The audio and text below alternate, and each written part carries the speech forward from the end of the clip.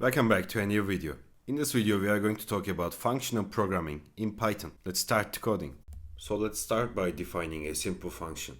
For defining a function we use the define keyword and then we say square, and we are going to give this function an input like this. Then we are going to say return x in the power of 2. So we define this simple function called square that takes a parameter x and return its square. Now let's see how we can use this function. I'm going to create a list like numbers, and it's going to be 1, 2, 3, 4, 5. And then I'm going to say squared numbers, and I'm going to say list, then I'm going to say map, and I will give the square function and the numbers list. And let's see our new list from here. In this example, we have a list of numbers and we use the map function to apply our square function to each element in the list. The result is a new list of squared numbers. Okay, now let's talk about immutability, another key concept in functional programming.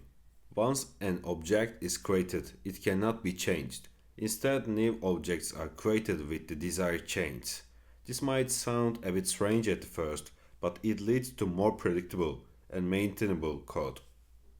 So I'm going to say something like original list, and we can say 1, 2, 3, 4, 5, 6, and I'm going to create a new list from this list, and I'm going to say list map lambda x multiplied by 2 and original list.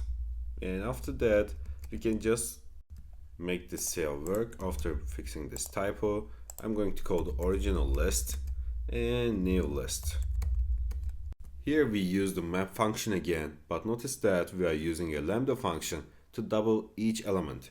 The original list remains unchanged and a new list is created with the modified elements. Now let's create a dataset to work with. So I'm going to say import random, and then I'm going to say something like data. I'm going to use list compression, like I will say ID.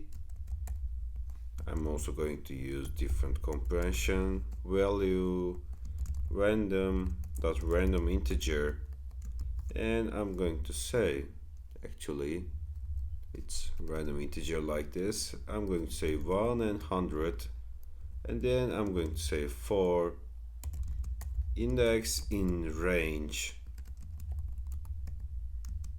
1 to 6. I'm not going to use dictionary comprehension, I'm just using list comprehension. And let me code the data right now. Great, in this code we use a list comprehension to create a list of dictionaries representing our dataset. Each dictionary has an ID and a value, with the value being a random integer between 1 and 100. Now that we have our dataset, let's perform some function programming on it. I'm going to create something like transformed data, and it's going to be a list map, and then I'm going to define a function with lambda. I will say entry, then I will say ID, then entry ID, and I'm going to say transformed data, and I'm going to say, also we can say something like transformed value, and then I'm going to say entry value and multiplied by 2, and after that I will say data like this. Let me show you from starting again. List map lambda entry dictionary in here, and it goes like this. Okay, let's call this. We will call the transformed data, not transformed value. Great, here we can see that our values in here multiplied by 2. Great.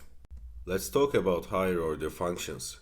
These are functions that take other functions as arguments or return functions as results. They open up a world of possibilities for creating more flexible and reusable codes.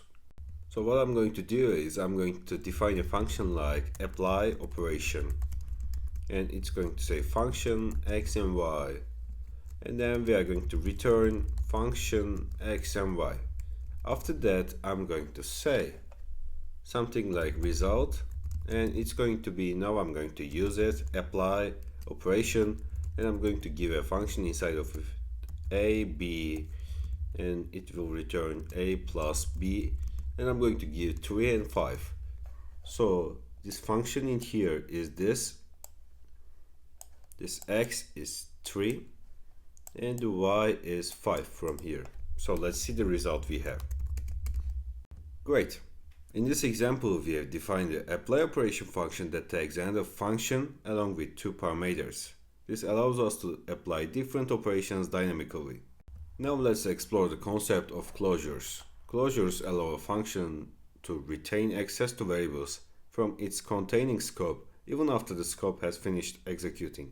So I'm going to say define outer function, and I will give inside x, and I'm going to define inner function. In here it's going to take y, and then I will say return x plus y, and I'm going to return inner function. Great. So after running this, I'm going to say closure example. I'm going to give outer function 10, and I'm going to say result, and it's going to be closure example 5. So after that, I'm just going to call the closure example, and I'm just going to call the result. Great. Here outer function returns inner function, creating a closure when inner function still has access to the x parameter of its outer function even after the outer function has completed execution. Okay, at the final step we are going to talk about recursion, another essential concept in functional programming. A function is said to be recursive if it calls itself during execution. So I'm going to say something like define factorial, and it's going to take n. Then I'm going to say if n equals to 0 or n equals to 1. As you know, it's 1 at that scenario. Else return n multiplied by factorial n minus 1. Great. So we can just use our function factorial 5, factorial 6 to test if it's working, factorial 4. Great, it's working. Here we define a recursive factorial function to calculate the factorial of a number. It calls itself with a smaller argument until it reaches to the base case. Thanks for watching the video. I'm sharing 2 or 3 new videos every week about data science and Python programming. You can subscribe to my channel for more videos like this.